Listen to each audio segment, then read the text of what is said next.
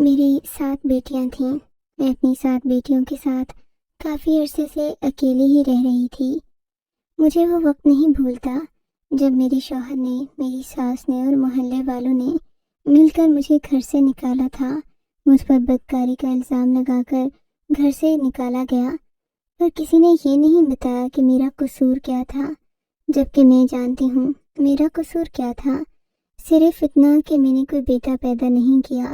میری ابھی تک 7 بیٹیاں ہی تھیں اور شوہر نے بھی یہی کہا تھا کہ مجھے بیٹا چاہیے، اگر تو نے بیٹا پیدا نہیں کیا تو میں تجھے طلاق دے دوں گا۔ اور پھر اس نے ایسا ہی کیا، مجھے طلاق دے کر خود دوسری شادی کر لی اور میری 7 بیٹیاں میرے حوالے کر دیں۔ میں تنہا عورت تھی، ان 7 بچیوں کا پیٹ کیسے پالتی؟ سبھی نے یہی سوچا ہوگا کہ یہ تو کسی گھر میں جائے گی، اپنی عزت کا سودا کرے گی اور پھر اپنے بچوں کا پیٹ پالے گی۔ پر میرا یہ اصول نہ تھا۔ زندگی میں نے آج تک کچھ ایسا نہیں کیا تھا جس سے مجھے شرمندگی محسوس ہو۔ میں نے اللہ کا نام لیا اور گھر سے نکل پڑی۔ مجھے صرف اللہ کا بھروسہ تھا۔ میں جانتی تھی کہ کوئی نہ کوئی کام وہ مجھے ضرور عطا کرے گا جس سے میں اپنے بچوں کا پیٹ پال سکوں گی۔ اور پھر ایسا ہی ہوا۔ میں ایک بنگلے کے سامنے پانی پینے کے لیے رکی، کیونکہ اس کے باہر پانی کے نلکے لگے تھے۔ پانی پی ہی رہی تھی کہ وہاں کی مالکن باہر نکلی اور ہمیں وہاں سے ہٹنے کا کہنے لگی۔ ابھی وہ یہ بات کر ہی رہی تھی کہ ایک بوڑھا بابا بھی مکان سے باہر نکلا۔ اس نے جو ہم لوگوں کو دیکھا تو اندر بلا لیا۔ وہ عورت منہ بنانے لگی، شاید کہ اس کی بیوی تھی، لیکن بوڑھے آدمی نے ہمیں اپنے گھر میں پناہ دی اور کہا، تم اپنی بچیوں کا خیال کرو، 7 بیٹیاں لے کر تم کہاں جاؤ گی؟ میں نے بابا جی کو اپنی زندگی کی ساری رودات سنا دی اور کہا، بابا جی، میرے شوہر نے مجھے بدکاری کا الزام لگا کر گھر سے ہی نکال دیا تھا۔ اب آپ ہی بتائیں میں کہاں جاؤں؟ میرے ساتھ میری بیٹیاں بھی ہیں، مجھے کوئی کام چاہیے۔ اگر آپ کے گھر میں کوئی کام ہو تو بتا دیں، میں آپ کی ساری زندگی غلامی کرنے کو تیار ہوں، پر مجھے کام مل جائے تو میں آپ کی شکر گزار رہوں گی۔ میں اپنی بیٹیوں کی عزت کی وجہ سے بھی پریشان ہوں۔ بیٹیاں تو بہت نازک ہوتی ہیں، ان کی آبرو بھی ایسی ہی ہوتی ہے۔ میں نہیں چاہتی کہ میری بیٹیوں پر آنچ بھی آئے، اسی لیے مجھے کسی عزت دار گھرانے میں کام کی تلاش ہے۔ اگر آپ مجھے کام دے دیں گے، خدا تعالیٰ آپ کی بیٹیوں پر بھی کرم کریں گے۔ میری بات سن کر بابا جی کا دل نرم پڑ گیا۔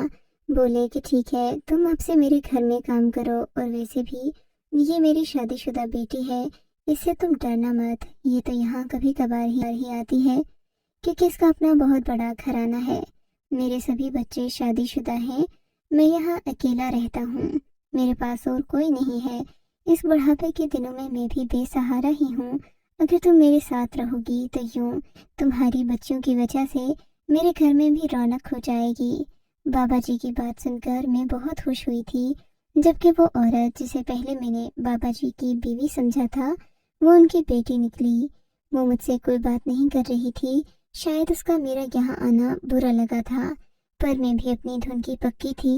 میں نے بابا جی سے بہت ساری باتیں بھی کی اور ان کو یقین دلایا کہ میں ان کی عزت بھی کروں گی اور خدمت بھی، بس وہ ایک بار مجھے اپنے گھر میں کام کرنے کا موقع دے دیں۔ بابا جی کی بیٹی اگلے ہی دن رخصت ہو کر گھر سے چلی گئی، جبکہ گھر میں اور میری 7 بیٹیاں رہ گئیں۔ یہ گھر بہت بڑا تھا، کسی بڑے بنگلے سے کم نہیں تھا۔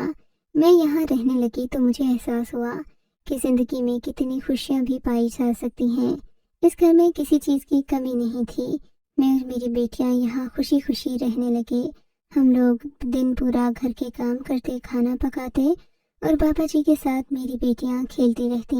بابا جی بہت خوش ہوتے، کہتے کہ اللہ تمہیں بہت بڑی زندگی عطا کرے، خوشیوں بھری زندگی دے۔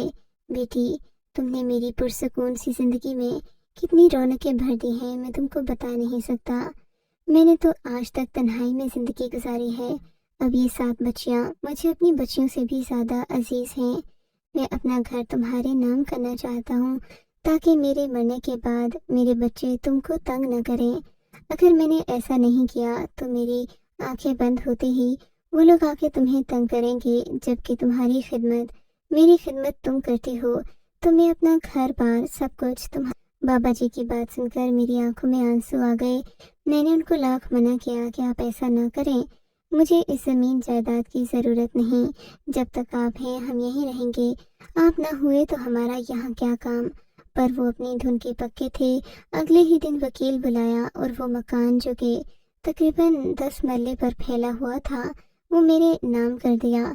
तकरीबन इतने ही मरले का एक बाग भी इस घर के साथ जुड़ा हुआ था। बाबा जी ने अपनी कीमती जायदाद मेरे नाम कर दी और वकील से भी कह दिया कि ये ज़मीन हमेशा मेरी इस बेटी के पास रहेगी। ये मेरी मुंह बोली बेटी है, इसने मेरी बहुत खिदमत की है। बाबा जी ने मुझे बैठे बैठे अमीर कर दिया था। मैं बहुत खुश, मुतमईन और पुरसकून थी, क्योंकि मैं जानती थी मेरे लिए इससे अच्छा और कुछ भी नहीं हो सकता। मेरे साथ मेरे बहन भाइयों ने, मेरे शौहर ने भी नेकी का कोई काम नहीं किया था।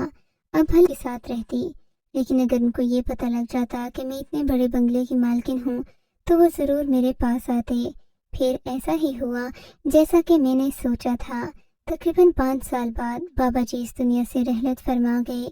मैं और मेरी बेटियां बाबा जी के जाने पर इस तरह रोई थीं जैसे कोई किसी सगे के बिछड़ जाने पर रोता है। मेरी बेटियां बहुत परेशान थीं। हमारे लिए बाबा जी ही बड़ा सहारा थे, पर अब वो नहीं रहे थे। रुपए पैसे की तो कोई कमी नहीं थी।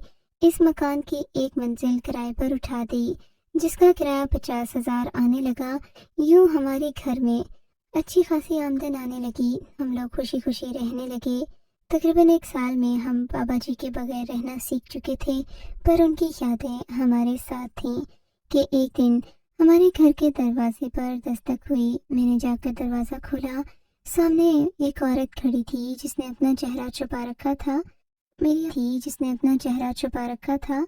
मेरी आवाज़ सुनते ही इसने मेरी तरफ देखा तो मैं हैरान रह गई। ये औरत कोई और नहीं, मेरी भाभी खड़ी थी। मुझे अपनी भाभी की शक्ल याद आने लगी। ये वही औरत थी जिसने मुझे घर से निकालने में अपना पूरा किरदार अदा किया था। मुझ पर इल्ज़ाम लगाने में इसने कोई कसर नहीं छोड़ी थी। भाभी आप? मैंने हैरान होते हुए पूछा। हाँ मैं। कैसी हो मेरी जान? हम तो तुम्हें ढूंढते ही रह गए। तुम कहाँ चली गई थी? हमने तुम्हें बहुत याद किया। ये तो नहीं कहा था कि तुम इतनी दूर चली जाओ। भाभी के लहजे में मिठास थी, पर अब ये मिठास किस काम की? जब मुझे घर से निकालना था तब तो भाभी ने कोई हमदर्दी नहीं दिखाई। भाभी आपका बहुत शुक्रिया, लेकिन अब मुझे आप लोगों की ज़रूरत नहीं। मैंने उन पर एक सरसरी सी नज़र डालते हुए कहा। अरे कैसे ज़रूरत नहीं? रिश्तेदार हमेशा रिश्तेदार ही रहते हैं, चाहे तुम उनसे रिश्ता तोड़ो या जोड़ो। भाभी दस्ती अंदर आ गई। मेरे घर को दीदे फाड़ फाड़ कर देखने लगी। अरे ये तुम्हारा घर है क्या? इतना बड़ा घर बना कैसे लिया तुमने? भाभी मुंह पर हाथ रखते हुए हैरत से बोली। हाँ भाई, बस अल्लाह ने दिया है। ये तो नसीब की बात है ना भाभी। आपने तो मुझे घर से मनहूस कहकर निकाल दिया था। आप देख लो, मैं इस सारी जायदाद की मालिक हूँ। मैंने इतराते हुए कहा। हाँ भाई, मान गए तुम्हारी किस्मत को। तुम वाकई बहुत खुशकिस्मत हो। तुम तो किस्मत की धनी हो। तुमने जितनी बड़ी जायदाद 20 सालों में खड़ी कर दी है, उतनी तो हम लोग कई सालों में पूरी जिंदगी में नहीं बना सके। वो भी सब लोग मिलकर। पूरा खानदान ऐसा कारनामा नहीं कर सका। अपनी भाभी के मुंह से ये सब जुमले सुनकर मुझे बहुत तस्कीन मिल रही थी, पर मैं खामोश रही। ऐसे जाहिर किया जैसे मुझे कोई परवाह नहीं है, मगर मैं जानती थी कि अब भाभी मेरे घर क्यों आई हैं। जाहिर है मेरा घर इतना बड़ा खूबसूरत था। मैं खुशहाल थी। अब तो उनको मैं याद ही आऊंगी ना। बस मैंने सोच लिया था कि भाभी को अपने घर ज़्यादा देर रहने नहीं दूंगी। लेकिन हैरत तो मुझे तब हुई जैसे ही भाभी घर के अंदर दाखिल हुई। मेरी सातों बेटियां खुशी खुशी उनसे मिलने लगीं। मगर हैरत तो मुझे उस वक्त हुई जब मेरी बड़ी बेटी भाभी के गले लगकर झूमने लगी। मैं जानती नहीं थी कि ऐसा क्यों हो रहा है। फिर भाभी उसे गले लगाते हुए ऊपर कमरे में चली गई। मैं हैरान देखती ही रह गई। मेरी बेटी तो भाभी से पहले कभी मिली भी नहीं थी। फिर ये कैसे हो गया कि भाभी मेरी बेटी को लेकर ऊपर कमरे में चली गई? मुझे इत्तला भी नहीं दी। मैं भी भाभी के पीछे पीछे ऊपर तक गई, क्योंकि ये घर मैंने किराएदारों को दे रखा था और आजकल वो अपने घर गए हुए थे, तो घर खाली था। لیکن جیسے ہی اوپر گئی تو بند دروازہ میرا منہ چڑھا رہا تھا۔ بھابھی میری بیٹی کو لے کر کمرے میں بند ہو گئی۔ یا اللہ، یہ کیا معاجرہ ہے! خدا جانے کہ اسے کیا ہی پٹیاں پڑھا رہی ہیں۔ ایسی عورتوں کا تو کوئی بھروسہ نہیں۔ یہ سوچ سوچ کر میرا دل ہول رہا تھا۔ میں جانتی تھی کہ بھابھی کوئی نہ کوئی بات میری بیٹی کو ایسی ضرور کہیں گی کہ میری بیٹی مجھ سے متنفر ہو جائے۔ وہ تو ویسے ہی اپنے رشتہ داروں کو بہت یاد کرتی تھی، اب نہ جانے بھابھی اسے کیا پاٹ پڑھا دیں گی۔ میں نے دروازہ بجایا بھی، پر بھابھی نے دروازہ نہیں کھولا۔ مجھے بڑا غصہ آیا۔ میں نیچے چلی گئی۔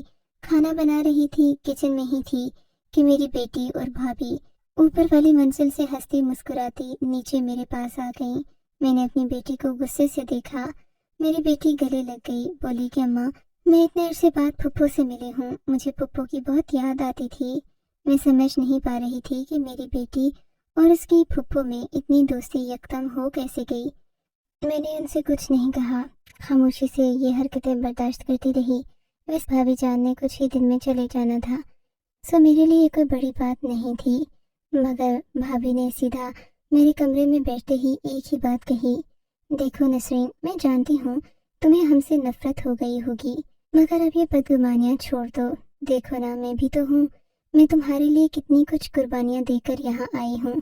سبھی خاندان والے تمہارے دشمن بنے ہیں، میرے بھائی جان بھی یہی کہتے ہیں کہ ہمیں اب تم سے نہیں ملنا چاہیے، لیکن میں نے ہمت کی، کوشش کی، تمہیں ڈھونڈا۔ اس کا مطلب تو یہی ہوا کہ مجھے تمہاری یاد آ رہی تھی، میں تم سے ہمیشہ سے ملنا چاہتی تھی، مجھے اپنی غلطی کا احساس ہو گیا تھا، اب تم بھی ہمیں معاف کر دو۔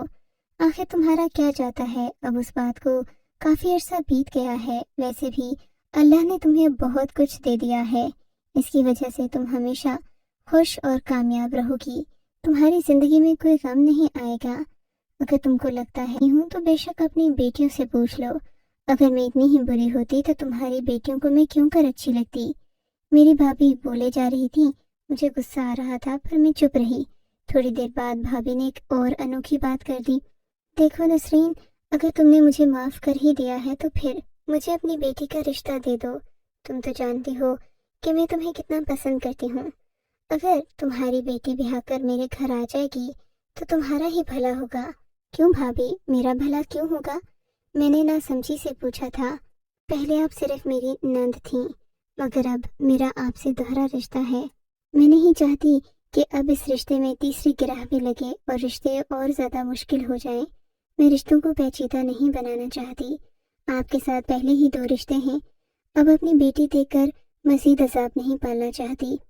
میرا ٹکا سا جواب سن کر بھابھی نے منہ بنا لیا، دیکھو بھائی، ہو سکتا ہے کہ تمہاری بیٹی میرے گھر آ کر زیادہ خوش رہے، تم سوچ لو اچھی طرح، میں کچھ دن بعد پھر آؤں گی۔ یہ کہہ کر بھابھی میرے گھر سے چلی گئی۔ میں نے سکون کا سانس لیا تھا، کیونکہ میں اب ان کو مزید اپنے گھر آنے نہیں دینا چاہتی تھی، پر میری بیٹی ان کے جانے سے بہت زیادہ اداس ہو گئی، کہنے لگی، مجھے پھپھو بہت اچھی لگتی ہیں۔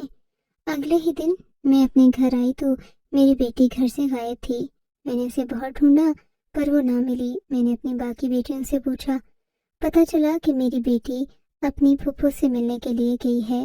یہ سن کر مجھے بہت غصہ آیا، پر اب میں اپنے واپس سسرال جا بھی نہیں سکتی تھی، میں بالکل نہیں چاہتی تھی کہ میرے گھر والے مجھ سے ملیں، سو میں خود ہی اپنی بیٹی کا انتظار کرنے لگی۔ میں جانتی تھی کہ وہ خود آ جائے گی، میرا جانا ضروری نہیں تھا۔ میں نے خاموشی اختیار کر لی۔ شام کو تقریباً 7-8 بجے میری بیٹی گھر میں خوش لگ رہی تھی، چہرے سے ہی اس کی لالی ٹپک رہی تھی۔ میں نے پوچھا، بیٹا کیا ہوا، تم کہاں گئی تھیں؟ پہلے نرمی سے پوچھا، سوچا کہ شاید وہ سچ بتا دے گی، پر وہ جھوٹ پر جھوٹ بولنے لگی تو غصہ آ گیا۔ میں نے اپنی بیٹی کو خوب مارا۔ میری بیٹی رونے لگی اور بولی، میں کل ہی پھپھو کو گھر بلاؤں گی، وہ اب یہاں رہیں گی، آپ نے تو ہمیں سب خاندان والوں سے الگ کر کے رکھا ہوا ہے، مجھے ایسی زندگی نہیں چاہیے تھی۔ میری بیٹی پٹر پٹر بولنے لگی۔ میں سمجھ گئی کہ بھابھی نے ضرور اسے اپنے رنگ میں رنگ دیا ہوگا، مگر اس کی نوبت نہیں آئی۔ بیٹی کے پیچھے پیچھے بھابھی جان بھی گھر آ گئی۔ بولی، میں نے سوچا کہ تم میری بیٹی کو ڈانٹ نہ دو، اسی لیے میں اس کے پیچھے آئی ہوں۔ دیکھو بھائی، وہ اپنے رشتہ دار کے ہاں گئی تھی، اس نے کوئی غلطی یا گناہ نہیں کیا، تم یہ بات کیسے کہہ سکتی ہو؟ کہ तुम अपनी बेटी को मानने की अकेली हकदार हो। हम भी तो इसके रिश्तेदार हैं, हम इसे बचाने आए हैं। अब मैं ये सब सुनकर बहुत परेशान हुई, गुस्सा भी आया, लेकिन खामोश हो गई थी, क्योंकि मेरी भाभी जान ने अगर भाई को जाकर सब कुछ बता दिया तो फिर मेरे लिए भी मुश्किल पैदा हो जाती। जो भी था, मेरे खूनी रिश्ते थे, मैं उनसे कब तक मुंह मोड़ सकती थी। मैंने भाभी से माफ़ी तलाफी की, कहा कि चलें ठीक है, मैं आइंदा बेटियों को मारूंगी नहीं, आप मेरे घर रहें, चंद दिन इनके साथ गुजार लें ताकि इनकी भी तड़प कम हो जाए। ये आप लोगों के बगैर नहीं रह सकती। भाभी इस बात पर खुशी खुशी मान गई और मेरे घर रहने लगी। पर एक अजीब बात तो ये हुई कि भाभी ने उसी खाली घर में रहना शुरू कर दिया। ये वही खाली घर था जो मैंने किराएदारों को दे रखा था, पर अब वो अलग था, वहाँ कोई भी नहीं जाता था। भाभी शाम होते ही मेरी बेटी को लेकर ऊपर वाले कमरे में चली जाती। मैं उनसे कहती भी कि आप नीचे आकर सो जाएं, पर भाभी मेरी बात पर ध्यान नहीं देती थी। मैं अक्सर सुनती तो ऊपर वाले कमरे से बहुत ज़्यादा हंसने की आवाज़ें आ रही होती। मुझे बुरा भी लगता, पर मैं खामोश रहती। फिर एक दिन जो हुआ उसने मेरे होश उड़ा दिए। मेरी बेटी भाभी के साथ ही रहती थी कि एक दिन उसकी तबीयत खराब हो गई। मैंने सोचा कि मैं उसे अस्पताल लेकर जाऊं, पर भाभी रास्ते में आ गई, बोली कि इस सब की ज़रूरत नहीं है, हम लोगों ने तो खुद ही इस बात को बड़ा बना दिया है, ज़रूर इसके पेट में दर्द होगा, मैं इसको धनी का कहवा बना कर देती हूँ, इसका पेट बिल्कुल सही हो जाएगा। मैं भाभी की बात पर चुप हो गई, पर मेरी बेटी की तबीयत दिन ब दिन बिगड़ती जा रही थी। उसको अक्सर खाने पीने का दिल नहीं करता था और वो थकी थकी सी रहती, हर वक्त अपने कमरे में पड़ी रहती। मजबूरन मैंने भाभी से कहा कि आप ही मेरी बेटी को अस्पताल ले जाएं। भाभी खुश हो गई, बोली कि हाँ, मैं अपनी बेटी को अस्पताल ले जाऊंगी, अल्लाह रहम करेगा, तुम परेशान नहीं हो। भाभी की बात पर मुझे तसल्ली हो गई। भाभी ने फौरन गाड़ी मंगवाई और बेटी को लेकर अस्पताल चली गई। मैं बहुत परेशान थी और इंतज़ार कर रही थी कि पता चले बेटी के साथ क्या बीमारी है, क्या मसला है। मगर बेटी घर आई तो वो पहले की जैसी ही थी, उसके पास न कोई दवा थी न कोई पर्ची थी। मैंने पूछा कि क्या तुमने चेक करवा लिया? बोली कि हाँ करवा लिया, बिल्कुल ठीक हूँ, कोई मसला नहीं, डॉक्टर ने कहा है कि अच्छा खाओ पियो। मुझे ये जानकर कुछ अजीब सा ही लगा था। फिर मेरी बेटी की हालत भी मशकूक थी। मैंने अगले दिन ही एक लेडी डॉक्टर बुलवाई, बेटी का चेकअप करवाया। पता चला कि मेरी बेटी उम्मीद से है, उसका तीसरा महीना चल रहा है। ये सुनकर मेरे तो सर पर आसमान ही गिर पड़ा। मैं बेटी को बालों से पकड़कर मारने लगी, बेगैरत, नाहल्फ, क्या तुझे मैंने इसी दिन के लिए पाला पोसा था?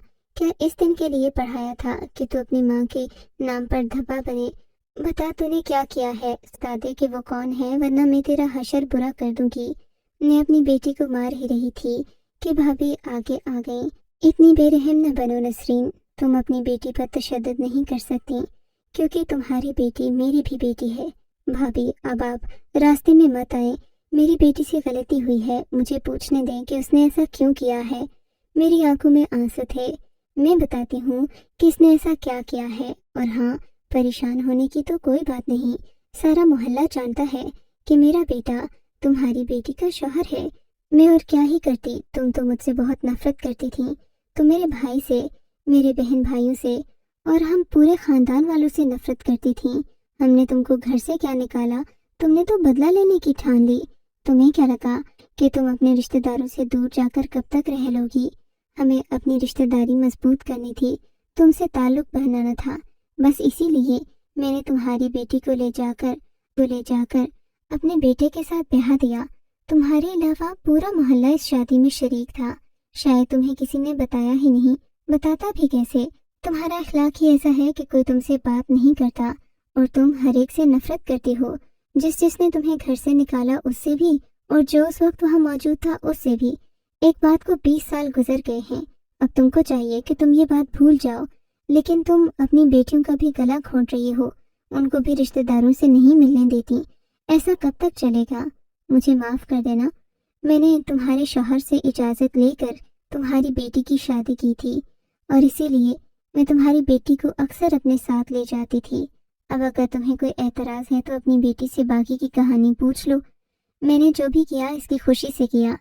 میں نے اپنی بیٹی کی طرف دیکھا تو اس نے سر جھکا لیا اور میں بھی یہی سوچنے لگی کہ جب میری بیٹی نے ہی میرا ساتھ نہ دیا، میرا مان نہ رکھا، تو پھر میں اپنے رشتہ داروں سے کس بات کو بھی کبھی معاف نہیں کروں گی کہ انہوں نے میری اولاد کو ورگلایا، پال پوس کر بڑا میں نے کیا، اور شادی کے وقت یہ لوگ آ گئے اور وہ بھی میری اطلاع کے بغیر میری بیٹی کو رخصت بھی کر دیا۔